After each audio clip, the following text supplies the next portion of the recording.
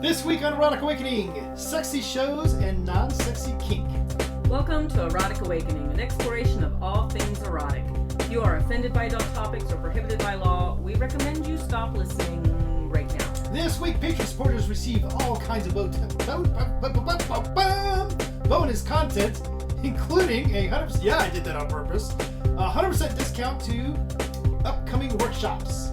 Head over to patreon.com/Erotic Awakening today and get your bonus content and support the show. And thank you to our latest supporter, Sparkly One. Awesome. Hi, Dan. Hi, Dawn. So, today on the podcast, we do have guests, but they don't know what their names are. So, why don't you guys just make up names that you want us to call you by today? So, for example, I am T-rex _ties. T-rex ties. I'm going to write that down. And you've left the other person very confused on what their name is. Or T-rex for short is fine. All right, good. T-rex and? Tracy. Tracy it is. Today on the podcast, we're very fortunate that Tracy and T-rex have joined us because they have a particular skill set that goes right for our conversation today. Fabulous. And you are the only one that knows what the conversation's about. So. Dawn, you started to watch a show on Netflix about somebody who was doing some kind of a bondage thing. Did I now? You did. And I don't think you enjoyed it a ton because you don't remember what that is. I don't, but I can watch TV shows many times and not remember anything about them. So what is that show? But there is a movie that you watched that got you started in Kinkland. And it was a vanilla. Absolutely. It was a vanilla movie. It was R-rated, I think. Yep. And with Lou Diamond Phillips. And what was it called? That one was Dangerous Touch. Yes. Which, when we went to go find you a copy of it, we had to order it from Korea. Because We did. It's not well known, but it is Lou Diamond Phillips, and I don't know that he wrote it, but I know he directed it or he produced it. One of those. Plus, he's the main star, and you get to see his ass, and he ties a girl up, and yeah, it's pretty hot. So beyond tying a girl up, was that the kinky part of it? No, he was dominating her. Well, he was blackmailing her, but that's beside the point. It's a movie. But Okay. He was dominating her, and she, who was in a position of power, liked that he was in charge and made her do naughty things. So today for the podcast topic, I was thinking about the movie that we shot at the Space not long ago, or that was shot at the Space not long ago. We weren't actually part of it, but Barrick and Sheba were. Yes. And they rented the space out. It was us, them, they. They, them, us. They, them, us. Mm-hmm. And I haven't heard anything about that since then. I haven't, but I don't pay attention either. Fair point. But we got to see Sheba, Brat Sheba. She played a part in it. And we got to see Barrick's legs under the queening chair. Under Brat Sheba. Yes. and we know it's Barrick's legs because we know Barrick's tattoos. So one thing that T-rex and Tracy know about is television and movies. So much so that while we were in a contest not long ago where they were taking completely out of context pictures, I ended up winning a hat because T-rex could recognize a blob of black on another blob of yellow was, oh yeah, that's Pulp Fiction, obviously. And you won a hat because of that. Yes. I won a hat because T-rex won a hat, mm-hmm. and T-rex gave the hat to Tracy, who then gave it to me. So this must have been at the comedy show improv-y thing that I left. Because I went to the casino. Sounds just like you, yes. That does sound like you. So, T-rex, there's a lot of movies out there that have kink or hot sex or BDSM-y themes that are not necessarily kinky movies. Do you remember the Netflix show that I was trying to remember the title of? There was the one that everybody really kind of like lambasted because it wasn't quite what the Community was. That was like the first season was Bonding. like that. Bonding, Yes. that's what it was. So like yes. The first season wasn't on par, so Yeah. the second season they tried to make up for it. Exactly. Did you guys come in, and this I'm saying this with no judgment, I don't care, did you come into the Community because of a BDSM film? Perhaps a BDSM film that was released 3, 4, 5 years ago. 8 years ago. Was it 8 years ago? Yeah. Like, that one movie that came out, 50 It's Shades not of like Grey. black and white, it's like gray, right? Yeah. So, but yeah, that was like 8 or 9 years ago because we had the space for 5 years. We've been on the road for 2, and yeah, so maybe 7 years ago. I don't know. Did that impact you guys with it? Because you're fairly newer to the lifestyle. And I'm getting ready to flip you guys out. Close your eyes. For those who are listening at home, you can open your eyes now. Dawn's finishing taking her dress off. Okay. Hot flash. Just remembering all those movies that she was watching the other day. I don't think it was from an actual movie per se, at least for me. For me, it was because Tracy actually was like, ooh, like, I'm interested in this stuff. And of course, me being in the podcasting space myself, I knew some people that delved in these topics and were able to connect those people. I'm sure on this show, actually, you guys have talked to Cauldron, or in audience, you've heard of Cauldron. So I knew Cauldron personally, so I connected Cauldron and Tracy together, and that's how Tracy got to learn more about the community from that perspective. And then after all of that education, because I have a broadcasting major and have spent 3 years actually tracked on a TV tracking app of actually watching television programming, so I consider myself somewhat of an expert on television programming, I then went out and sought out BDSM-type television shows and movies to say, is this really accurate or not? Okay. And so we found the bonding one, and we were like, this is not how this works at all. And the one I remember most clearly of recently was Netflix has a show called You. And on You, Joel Goldberg runs around and like stalks people because he really wants to be with the one person. And I believe it was the 3rd season, the 8th episode, him and his wife at the time, knew of his behavior because she was very much like that also. And so their neighbors and them got together and had a group play thing. And it was nothing like you expect. It was this contract, but it was literally the size of an Encyclopedia Britannica contract that was dropped on the table that they had to read through and sign. And then they got up to the point where they were going to start having a play experience. And it looked like a doctor lays out their tools on the surgery table or like a torture thing, but every single dildo and vibe you could imagine got rolled out in this thing. And I'm like, this is not how this happens. Right, because at our parties they get rolled out on a dining room table instead. Right. So. Oh my gosh. And then, of course, there were the one guy actually takes drugs in order to enhance the experience, and we're like, that's not allowed either. So it was very interesting to just sit back and watch this episode and laugh the whole way through it, because it's like, these people have no idea.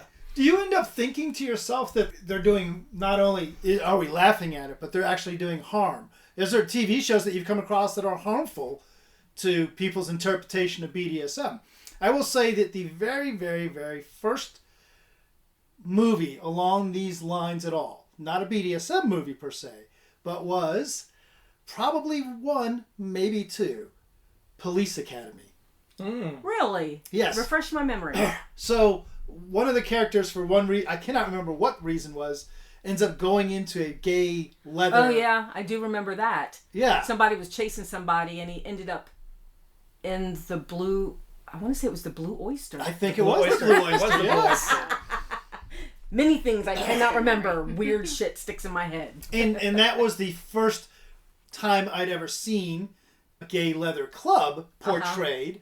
And it wasn't portrayed in a particularly negative way per se, but it certainly was portrayed in the way that anything gay was portrayed at that history for a laugh.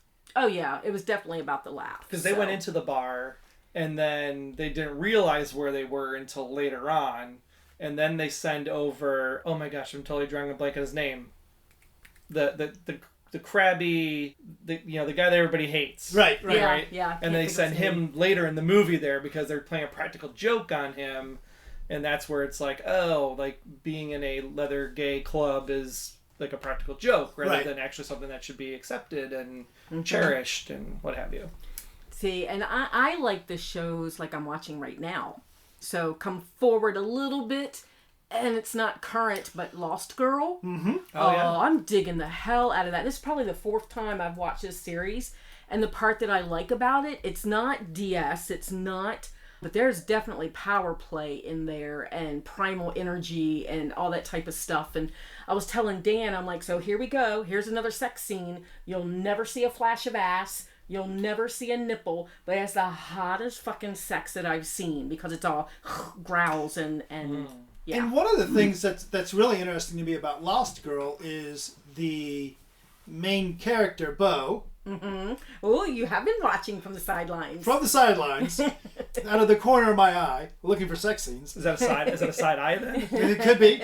They do a really good representation of. She has some same-sex relationships. Yes. She has some not same-sex relationships, but there's never a point where any of it seems risque per se. No. It's very natural. Natural. Good word. Yeah, it's very natural. I mean, they're like, oh, you're interested in her. Here, go get her. Well, she's also a succubus, and they understand that she likes hot sex and needs hot sex. So the gender doesn't seem to matter. Yeah. Yeah, I guess there was another one that just came back up recently because they have this agreement where AMC shows, or a very select few of them, are now on Max, formerly HBO Max. And one of them was Killing Eve. Oh, yeah. And Killing Eve, there's very much a sexual tension between Eve and Villanelle that's played by Jodie Comer. And if anybody knows, Jodie Comer was recently rated as like the most beautiful woman in the world scientifically by Golden Ratio and all this measurements of stuff of her face and whatever. Okay. But the whole concept of the show is that Villanelle is actually an assassin, and a really good assassin. And it intrigues Sandra Oh's Eve character because she's supposed to capture Villanelle, but at the same time she's just fascinated by the way the deaths occur. And she's got the hots for her too. Exactly. Yeah. Hots for her and hots for the killing, that she like tries out some of the things on herself in the first season. Like, what does it feel when a knife punctures this way? And what does it feel if I get tied up this way?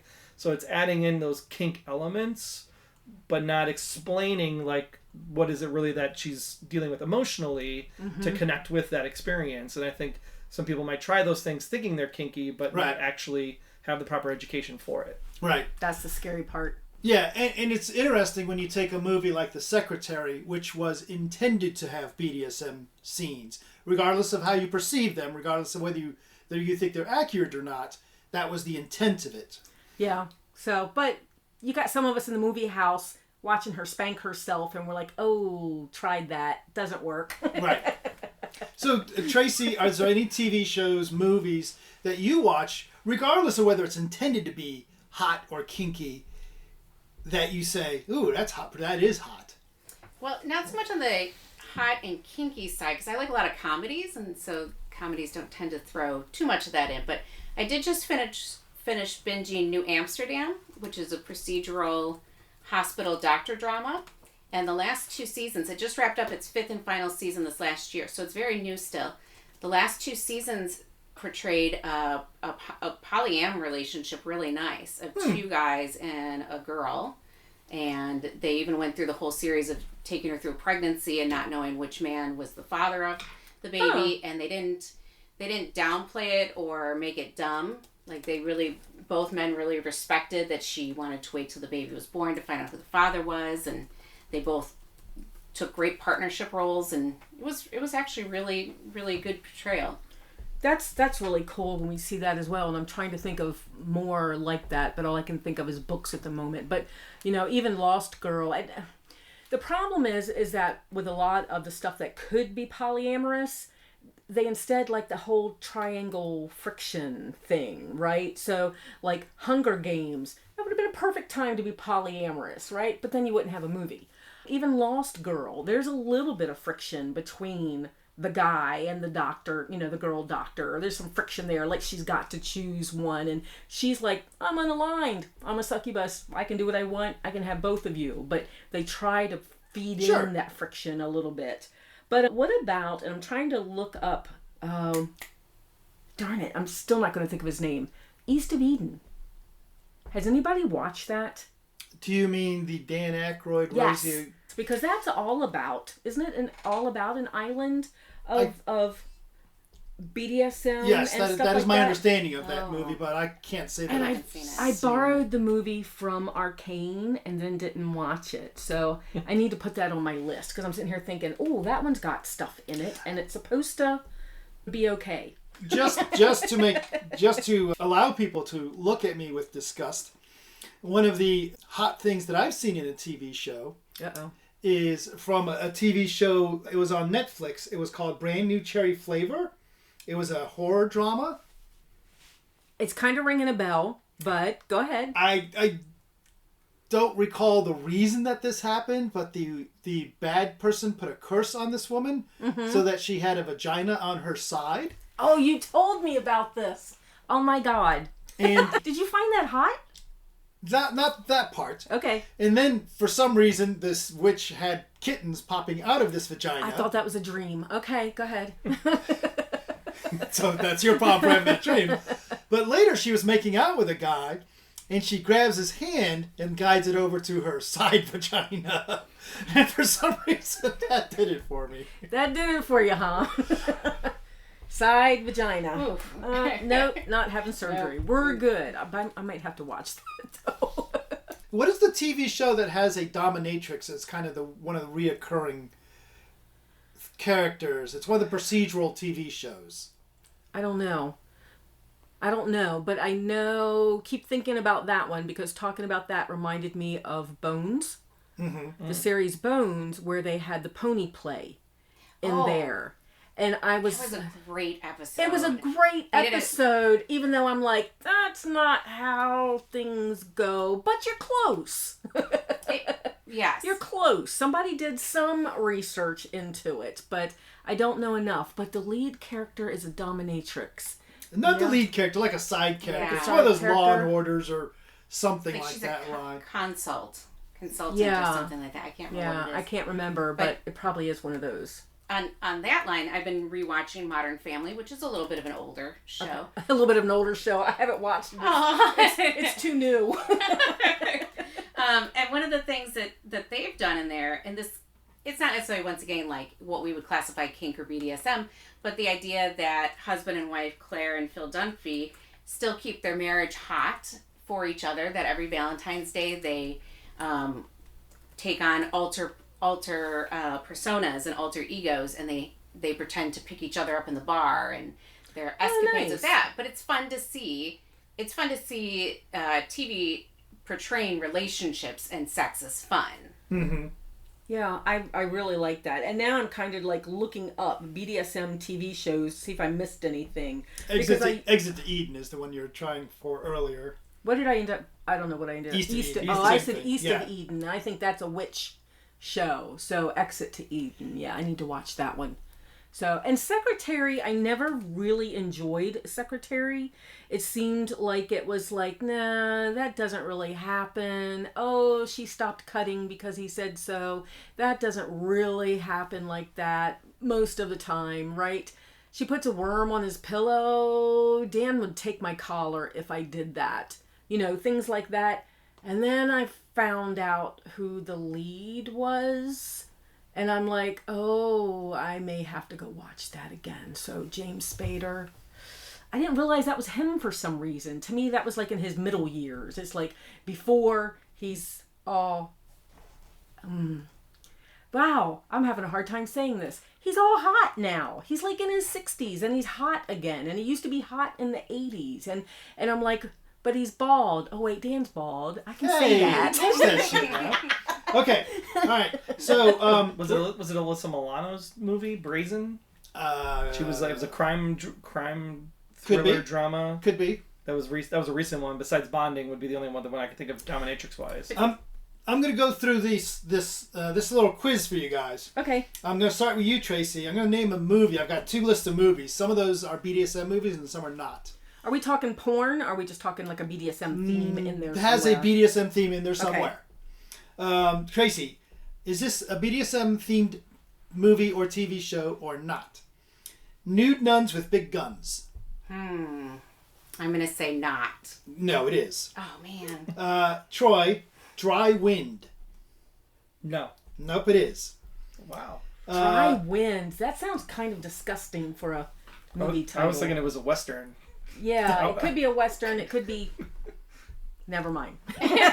Dawn? All of a sudden there's a sand fetish out there now. Yeah. Leap Year. Leap Year? I'm going to say yes. Yes, it is. Tracy, Now Apocalypse.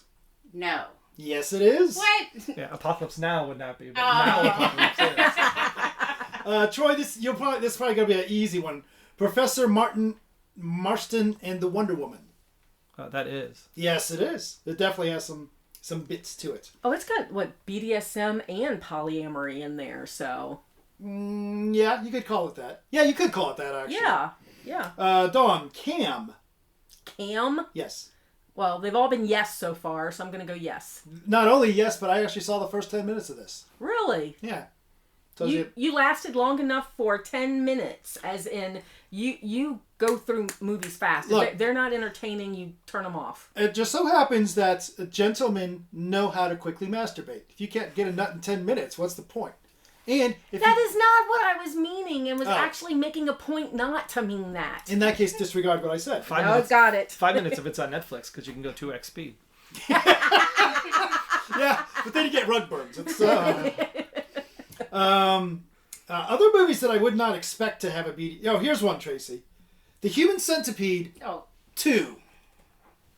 Ugh. I'm like cringing at this. Just even the title. Yes. Yes, it does. Especially if there's a 2. Yeah. Yes. Inspired by the fictional Dr. Heinrichs, disturbed loner Martin dreams of creating a 12-person centipede. Ew. Anything else to say about naughty shows and media and TV?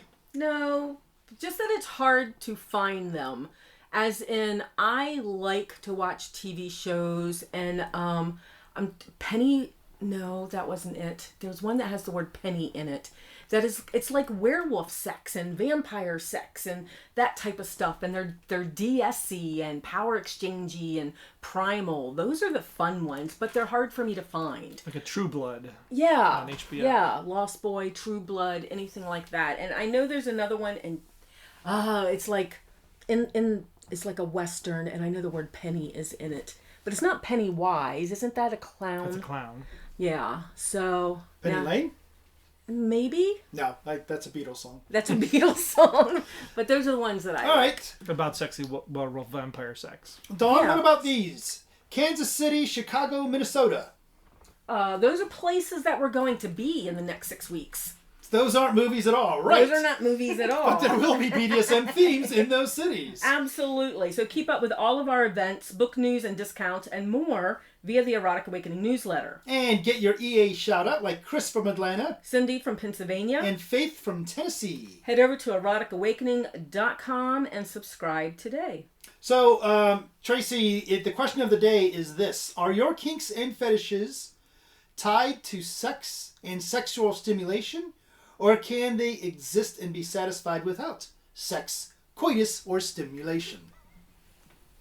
I love the word coitus. It makes me think of Big Bang Theory. Exactly right. Did you need the air condition turned on? You were rather red in the cheek.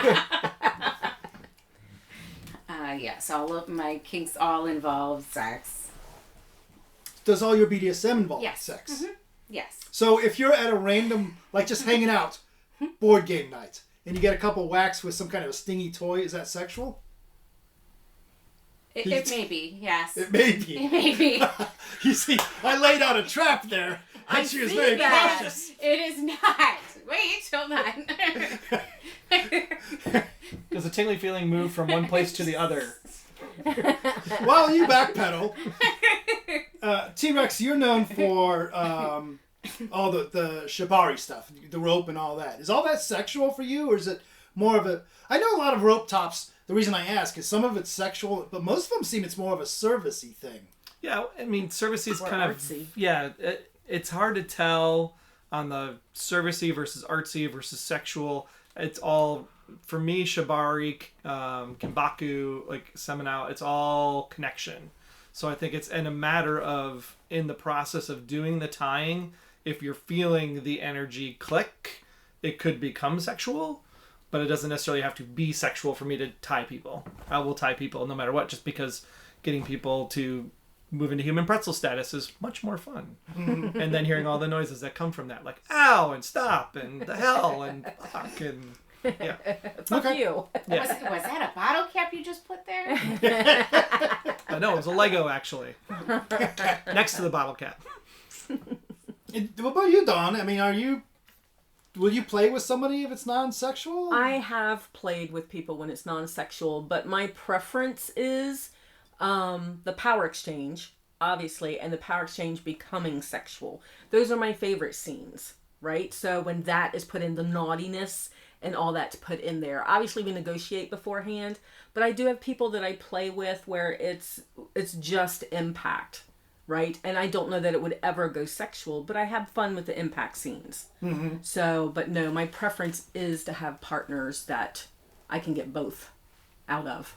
So we had this question come up the other day. If you're doing just impact and it's not hitting that trigger spot for you, can you still drop into subspace in an impact scene that's non-sexual then, or power exchange for you? Or do you need the sexual power exchange in order to drop into subspace? Much easier to drop into subspace. I'm trying to think with the few that I've just done impacts. You know, I have actually had some really cool scenes with someone that is outside of the Toledo area that I've played with a few times at AIS events. Mm-hmm.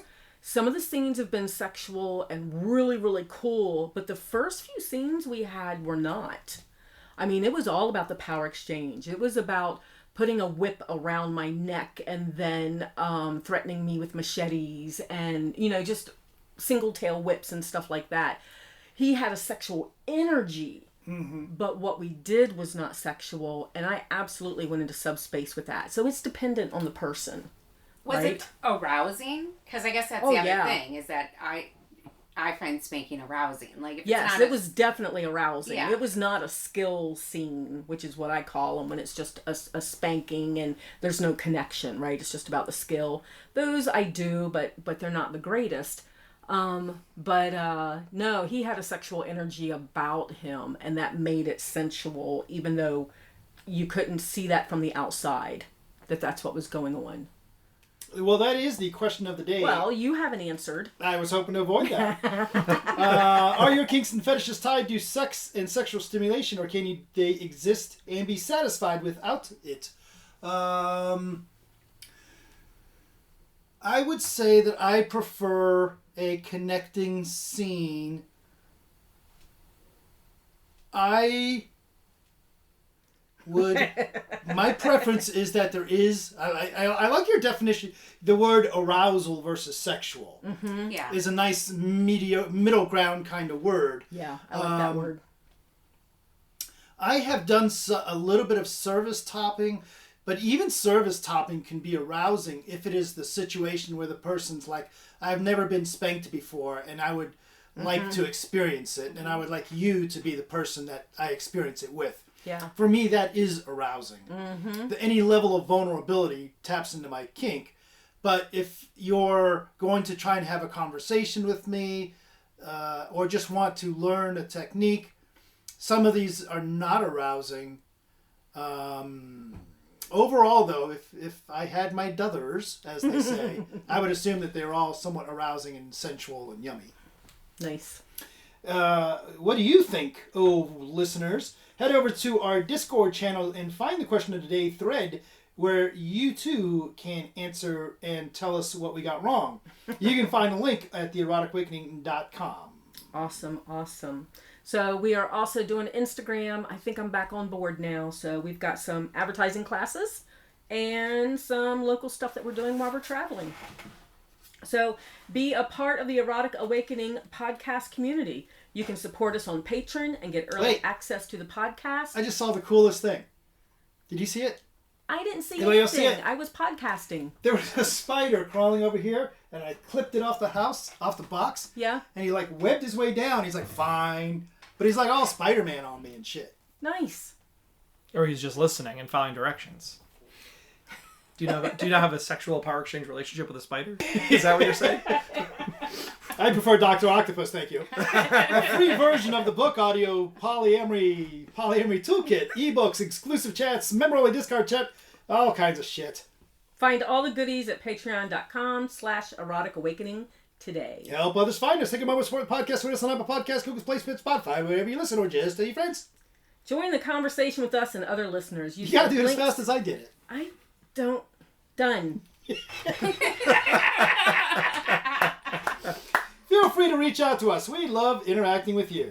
Contact us with questions, podcast comments, or just to say hi. You can find us on FetLife as Dan and Dawn. We're Erotic Awakening on Instagram. Or just email us at dananddawn@eroticawakening.com. Bye, Dan. Bye, Dawn. Bye, guys. Bye, T-Rex. Bye, Tracy.